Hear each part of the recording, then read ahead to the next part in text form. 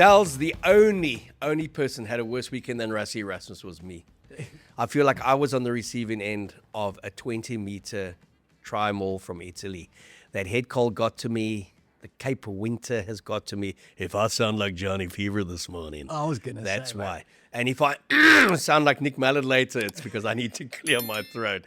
The winter has got to me. The winter chills, don't let them get to you about the Springboks. All is well in the land of the world champions. Rassie out! Rassie out for the day for a lunch. Yeah, exactly. That's about it, okay? We said 45-15, 48-18. When it got to 40s, we were on the money. The bookies were 44.5. You could go overs or unders. What we did in Bangkok was 24 points from the Italians. Mate, what I told you was that is more points than we conceded against Italy when we lost against them in 2016. It's the third most points we've ever conceded against Italy. I believe you were there, in person, in the flesh, back in the black and white days. Where was it, Florence? No, in Genoa, we conceded 26. We did score 50 plus as well. So, look, I think it's one of those games. It was Rassie says, frustrating. I thought it was just hell of a boring in that second half. I was under the duvet on the couch. I may have got the odd little doze in there, but I had to file on full time for the Sunday Times. And I must admit, that column went off about 50 minutes before the end. And then there were two quick drives to the other. I thought, maybe the bomb squad has had such an impact. But, again, we spoke about it last week. If you historically look, when we played the Northern Hemisphere teams in that first up test match, we just go back to Loftus a couple of seasons ago, where I mocked the Welsh team, the great Welsh team that has now lost 18 in a row. I mocked them. If the Lions couldn't win a series here, how do you think you guys can? It took Damian Willemse to kick an 80th minute penalty for us to win. We lost the next week in Bloemfontein and then finally got it right in Cape Town and won quite comfortably and then went on to greater things. So I would much prefer a kind of performance like we had on Saturday where it was positives, 6 tries scored, but lots to work on then. It was a 65-10 win, and it's like Italy bought their second youngsters, 8-10 new caps. That's why we rolled them. I feel we'll get more out of a game like Saturday and a crack up the arse of some of those senior players. And as Rassie said, what disappointed him the most at his press conference, him speaking, he said, they came with a young, energetic side. They left some big names at home. And he said he picked 19 World Cup players, winners in that squad. And he said, I picked a lot of regulars. I don't know if they're first choice players anymore. So that was a little message to them that this is going to be a very interesting year for Springbok rugby.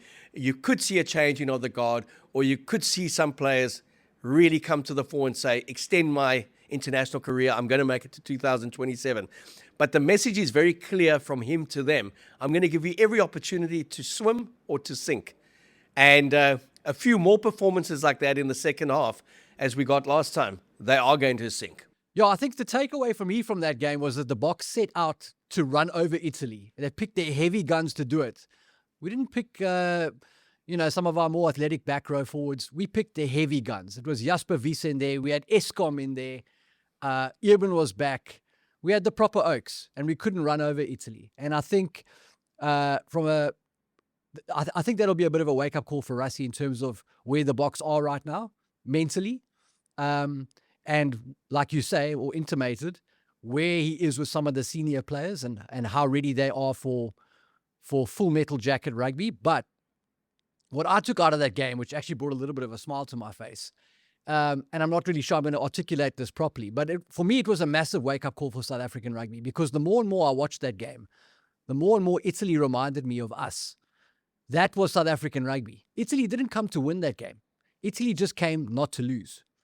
And they just played Python, get in your face, put my elbow in your eye while you're on the deck, spoil your ball, slow it down, mess it up. They just came to disrupt. And that was the staple of Springbok rugby for many, many years before we thought we were very clever and very electric, which we are. We were those guys. We were those guys who just would hang in, find a way, just make it ugly, hurt you. Until you got frustrated, did something stupid, and then suddenly we find ourselves holding the ball over the try line and put it down. And I think there's a very, very important lesson in that for South African rugby. And I know Razor's a huge fan of the show. He texts me often, and he would have taken notes out of that too. The All Blacks don't need to be fancy. Australia don't need to be fancy. The key to beating this Springbok team is to do exactly what Italy did there. And when you get your chances to score, I think if Italy had come out to try and beat the Boks and played rugby, the Boks would have destroyed them. But they just came out to make a nothing game out of it. They just came out to defend and to get in our faces and to slow it down and be molasses. And they did a great job. They scored 24 points out of it. Yeah, they conceded 42 as well. Sure. So let's put that into perspective. Sure. 6 tries, 42 points, 1 try disallowed. Again, we spoke about TMO interferences in all the games. It's ridiculous. Everything's slowed down to a super slow motion. 8 replays looking at a forward pass. If you can't decide by the second time, on-field decision must stand.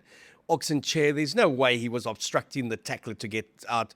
You saw some of them in the All Black test, obstructions called as well. They've taken scrums out the game. They want to take the line out the game. They want to take everything out the game that makes rugby unique. Yep. Yet they put the TMO in there for 3 minutes at a time. And again, I go to Nick Berry in the All Black game. Holly Davidson. It's Holly Davidson, eh? Holly Davidson, yeah. Like Harley, not Harley, Holly. Yeah. Holly Davidson. If you're on the field and you see it, and in real time you say, that is okay to me, you must trust that. Yep. I mean, when Fletcher Newell's, it's debatable. Did it go forward or back? The referee ruled it went backwards. We see so many balls go to ground, and it's backwards. Great try scored. It's cancelled because someone sitting with access to 25 monitors slows it down and says, hang on a second. You couldn't even see it in that All Blacks game. Yeah, it's just, Come on. but this whole concept of speeding up the game, that's why we have to have goal line restarts, which depowers an attacking threat. I mean, you saw Argentina in their defeat against England. They were held up 4 times in the first 20 minutes. Goal line dropout. So it favors the defending team, not the attacking team. Yeah. And this TMO intervention all the time. I mean, for a howler, yes. For an obvious foul play, yes. But even in the Lions game against the Waratahs, they wanted to pull back the Waratahs try for the most innocuous clean-out. No, mate. And fortunately, Paul Williams, the referee, said, no, that's just a straight clean-out. There's 100 of them in a game. Get rid of TMOs, mate. Get rid of them completely and utterly. I digress. Going back to the Boks, I just thought at 28-3 at halftime, it's everything we expected. I agree with your point that the physical dominance wasn't quite there. I think what the game also showed is how massive Siya Kolisi and Peter Steph Toy are to that makeup of the pack, the back row, and especially at the breakdown. You know, and Rassie spoke about it quite openly on our defensive rucks. It was a free-for-all because we weren't protecting the ball. If you think of the scrum dominance that we had in that first half with Wilco, Oxenchair, and then those heavyweights, Lurt and Eben behind him, that scrum dominance, Klopp is the beneficiary of that scrum dominance, managing to basically fall over for 2 tries. But the line-out was never confident. It was like, okay. And then we would just, again, outplay it on the ground. And that's not the first time it's happened to the Springbok team, when Sia's not been there and when Peter Steph Toy's not been there. So in context of who played, correct. I think we've also just got to understand that Italy are a difficult side to play against. The All Blacks 29-11, end of year tour last year. The last game they picked their strongest side, they were going to blow them away. They had to scrap for everything. Yep. In the Six Nations, Italy have been good. They were good at home against Ireland. And the only team that really blew them away was France. And for 25 minutes, they were in the game and they tried to play rugby against France. And that was their downfall, and France just kind of destroyed them. So I thought it was like a very good hit out for the Boks. Fantastic. Because it also reminded everyone that you 10% off your game, you're going to lose. You're going to lose to any of the top 5-6 teams. And everyone was, I went on social media and I was, wow, what do the All Blacks say now? France C. And like, what are we going to say against Italy B? We were as good at times as New Zealand were, and as indifferent at times as New Zealand were. But if historically you look at the opening test matches that the All Blacks play at home and South Africa plays at home, rarely have they been these stunning exhibitions of rugby, or that they're getting it all right. I know there's going to be wholesale changes. He said that before he even announced the first test squad, that he said Sasha will definitely be back. There's 14 players who are told they would play, whether they play starting or on the bench. Yeah. So he's always going to have picked a 2-team tier system for the Italian test. And then I think you see a lot of the youngsters integrated into that Georgia test. And then it's all systems go for the rugby championship. But, again, we're always going to be strong in the set piece. We do know that our starting set piece was a lot stronger than what came on, but also asked to do a different job, got too loose. But when you are 28-3 up and you can total control of the game, that mindset does go. So I was actually quite happy that the Italians hung in there. Totally. And made a fist of it. And, Totally. and there's going to be a video that the rest of the world is going to show their players. And it's a 20-meter maul try against the Springboks scored by Italy. As someone put on social media, take that clip, make a freeze frame and hand it in the Louvre because you don't see that. So we raved about the Boks going 50-plus meters against Japan in the World Cup. That's going to hurt the Springboks. Big time. To watch that over and over and over. Yeah. And I'm reminded of Rassie's little speech when they lost to Ireland in the World Cup, that he doesn't see the hurt in their eyes. And it may be one of those speeches that he puts out again this week. I don't think he thought it was going to come this early in the season, but it's a good thing that it came right in the beginning because, again, as much as we believe we have all this depth, and I do believe we have it, there are a lot of players on the wrong side of 30.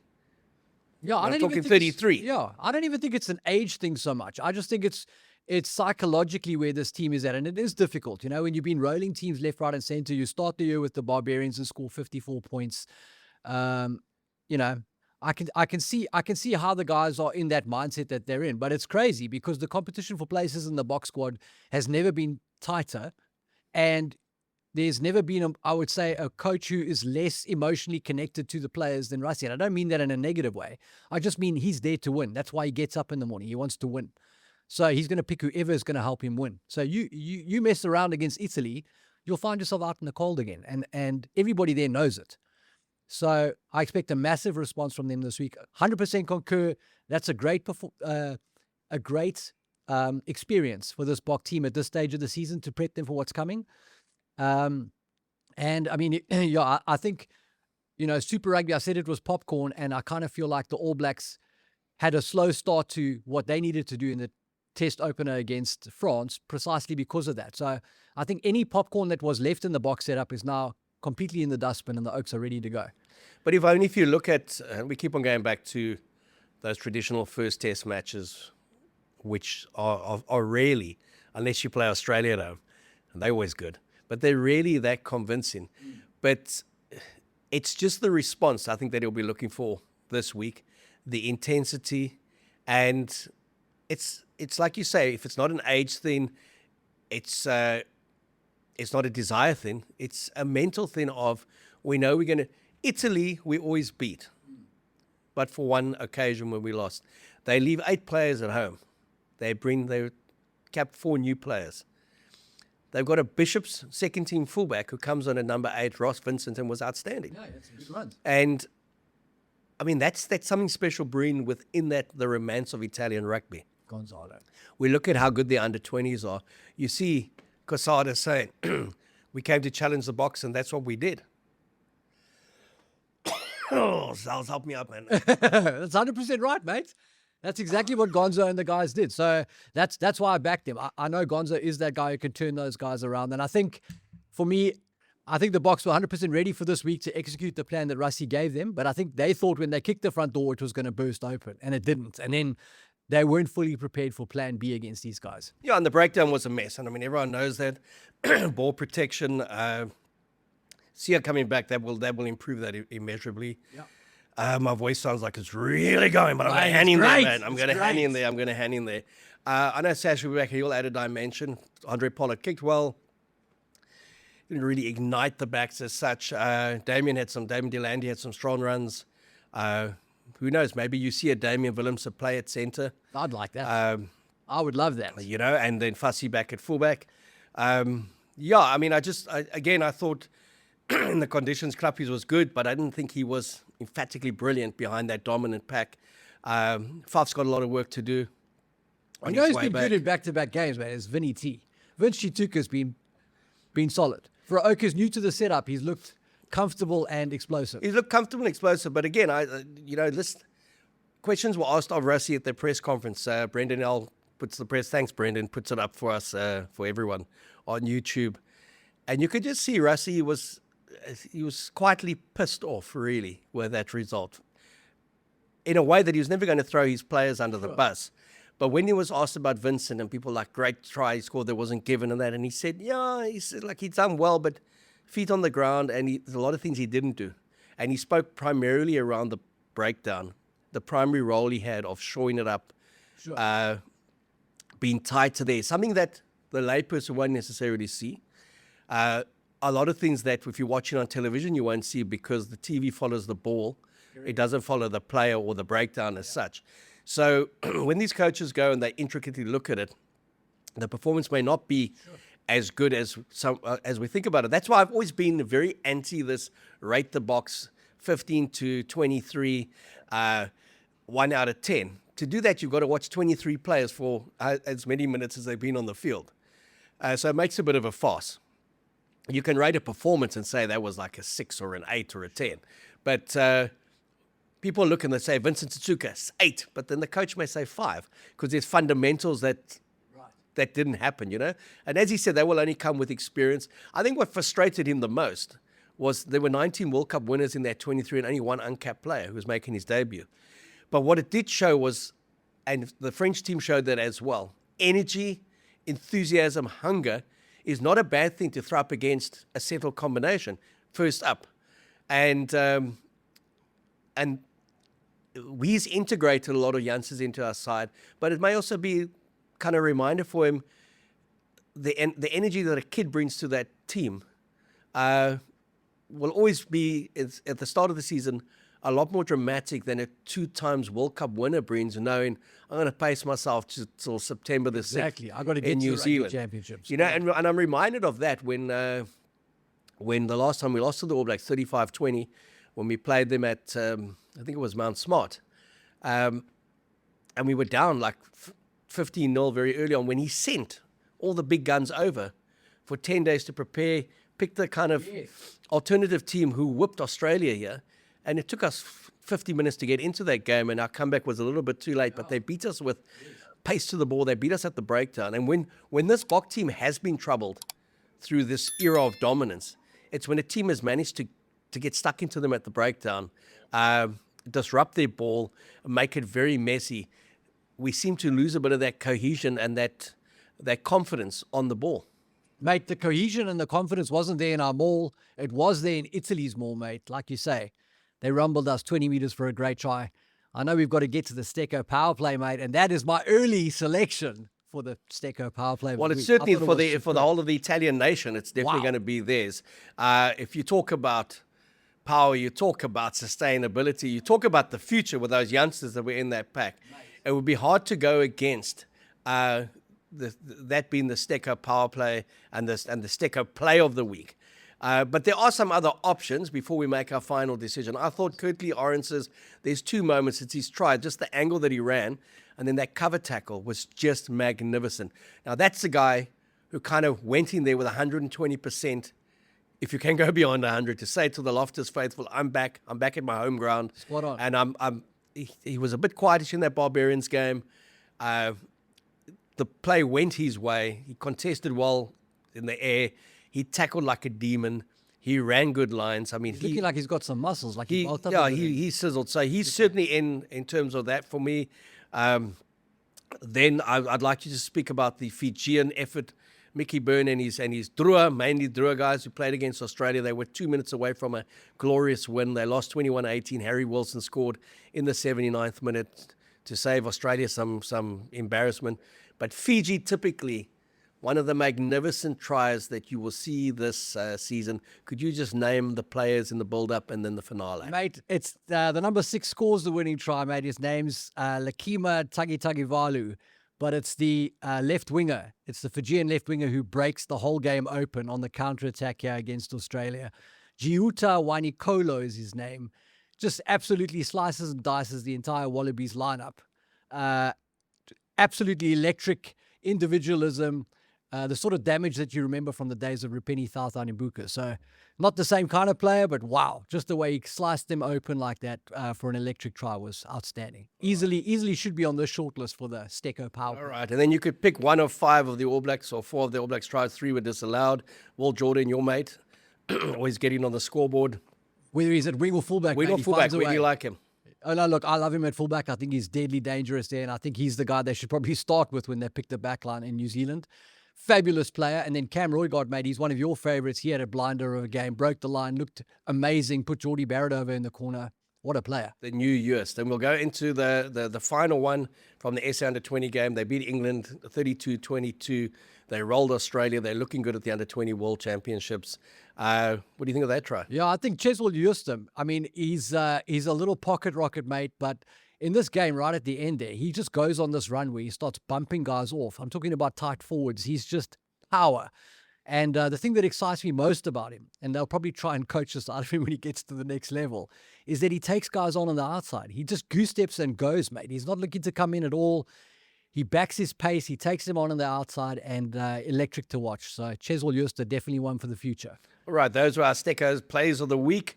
If we have to go right down to a winner, for me, I've got to go with you. It's got to be that Italian. Yes! We've got to give it to the Italians. We've got to show them the respect, the acknowledgement, and we're going to give you a Macron Italian jersey as well. You've got to pick the score. Go to our WhatsApp channel and our socials to win an Italian jersey for the second test match in Cabrera against the Springboks. The Barbars jersey, we will announce the winner. We're just waiting for Macron to send it to us.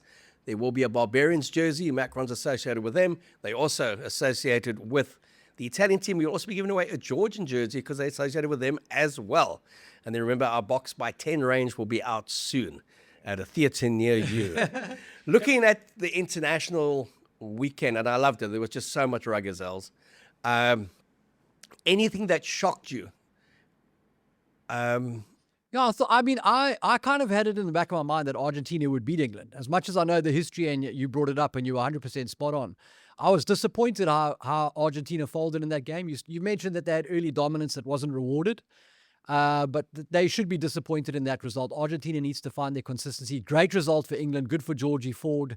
And nice to see some of those guys, not involved in the Lions team, the veteran Oaks who have been around before, just giving it all a long way from home to get a nice win. So that was a good one. And then great birthday present for Gary Gold, Japan beating Wales.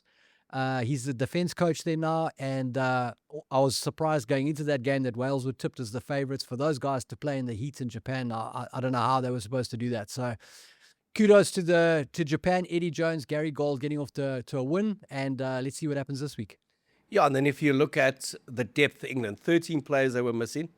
To roll Argentina 35, what was it, 35-12 in Argentina, that's a bloody good winner. And that second half, they were just so in control. Georgie Ford's 100th game. A lot of people making a lot of things about, the Lions only won 21-10. It's the kind of game the Lions needed. Totally. A little bit of a difficult one. Credit again to New South Wales. They kind of played with ticker. They put it on the line. I thought Japan, fabulous win.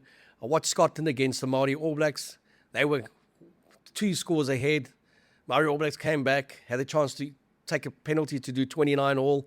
They kicked for the corner in the 84th minute, completely stuffed up the line out. They lost that one. First time ever Scotland's beaten them in 3 or 4 attempts. And then the French team, and I think you go back to what Stephen Donald said, whether it was tongue-in-cheek or not, about the standard of rugby up north.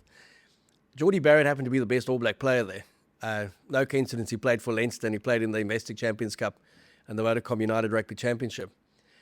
But there was one player out of the 23 that beat Ireland in Dublin, that played for France, that was in New Zealand in that match 23. There were 22 changes to that side. Incredible, mate. And what it does show is the depth in top 14. Big time. And we talk about the Boks side that played against Italy, and then I said, this is the 15 I'd pick that aren't. They're in the stands. And I'd back them to beat that side or run that side very close on any given day. It's like the Bulls against the Stormers, Bulls against Sharks against the Bulls. They win one, lose one kind of thing. So when you look at the top 14, and we've spoken about it often, played 26, won 16, lost 10, kind of gets you a second place. there's not a hell of a lot between those players. Yeah. So while we say there's 22 changes, you look at the midfield and you say, well, how much better is the one that's left at home? We know Dupont's in a class of his own, but Leclerc's not a bad 9 either. So the quality of play, I think, is what a lot of people may have underestimated, as opposed to seeing it as an A, B, or C team. Yes, but also the thing about France, and we spoke about it in a couple of episodes ago, is South Africa, we're picking from 4 South African teams and then guys scattered all over the world. France, and kudos to them for getting it right, that top 14, Fabien Galtier can pick from around about 14 fly halves. He sees them in action every week in the French league. So they may not all be French, but the point I'm trying to get to is the player pool that he picks from is playing generally in France. French don't have a million guys in Japan. They don't have a million guys in England. They don't have a million guys in Ireland. So there is cohesion that comes out of playing in that French system, I think. And so when they have a thing like this where they're going to pick 22 new players, I think if any nation in the world is going to have an opportunity to do that and still be quite competitive, France are probably those guys. Yeah, and I mean, it's again, I love the tick of that French side. They just wouldn't go away. 28-27, it was like they could steal this one, and they would have been a deserved victory as well. And they've got some, I mean, the players that they played, Villiers, Le Garrec, all those guys are good players. And let's not forget that guy who made that great break down the middle, Jaco van Tonder. What a player. Schooled at Grey College, Yeah. making an impact on his debut. Another South African born and raised in the French setup. Beautiful. But what we saw with Fiji running Australia so close, the Lions not rolling the team by 50. Now they've got those 2 invitational games, basically. They got Brumbies and then the 2 invitational games between that first test. You got Ireland, again, 20 internationals missing, 34-5 against Georgia in Tbilisi, a great win. You got the Boks, good in patches, indifferent in others. Same with the All Blacks. England really upstage in Argentina. Wales now, can they actually go for 19 or actually break that thing at 18? There's just so much to talk about from the weekend, which is just fabulous. It wasn't like 60 points, 50 points, 50 points. Let's wait for the Rugby Championship. It was a great day to be on the couch. It was a great day to be under the duvet, especially in Cape Town. And I really enjoyed the quality of rugby, and kind of it set the scene for the next 4 months. Big time. No, 100%. I mean, it's going to be every weekend now all the way till the end of November, and it's going to be exciting. We're going to see all of these teams, especially the heavyweights, brush off this ring rust, get back to playing their best rugby. We're going to get answers in South Africa about who's who in the pecking order. And it's going to be some experimentation, you think, this week against Italy and against Georgia, and then it's all guns blazing against Australia. And don't forget about the baby box in action, or junior box in action on Wednesday against Scotland. If they win that game, it looks like they'll go through as number 1 seeds to the semi-finals. So look, to me, they've looked like the team to beat there. The Craven week starts, the under 18s. Watch out for Marcus Miller in Western Province. I mean, there's some great talent always on show there. Rassie announces he's Bok 23 Tuesday afternoon. We've got 24 hours for people to debate it. He has said there will be 14 odd changes. Who would you like to see, and what would you like to see from them? I would like to see some fresh wingers, mate. I know Cheslin Colby and Curtie Orange are among the world's best. I want to get some answers about who's behind them. Makazole is moving on in years. He's a fantastic player, but he's moving on in years. We don't see enough of Kanan Moody. Is his future at 13, yes or no?